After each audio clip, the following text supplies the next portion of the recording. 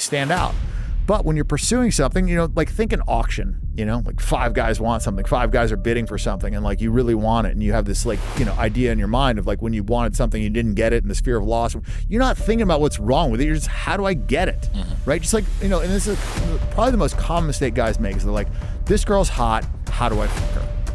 You know, that's the thought process. Like, oh my God, she's so beautiful. Like, I would marry that girl. How many times have you heard a guy say like, oh my God, she's so hot, I would marry her?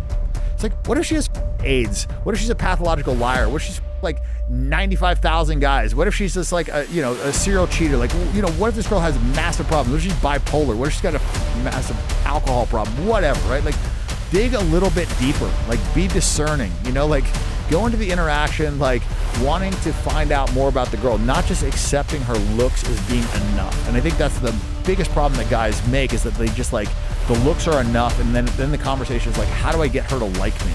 So you're already going in there with a handicap.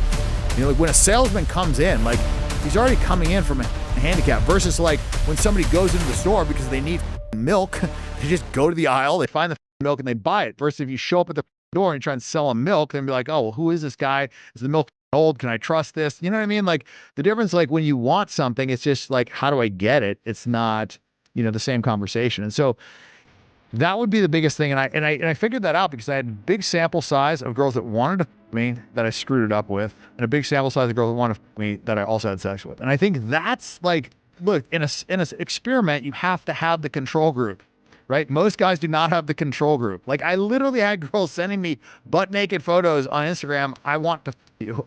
And I screwed it up with those girls. So I'm just saying, like, only in like cross comparing what worked and what didn't work with 2 sample sizes of girls that both wanted to sleep with me could I Given figure that it you're out. the same guy to both of them. Exactly.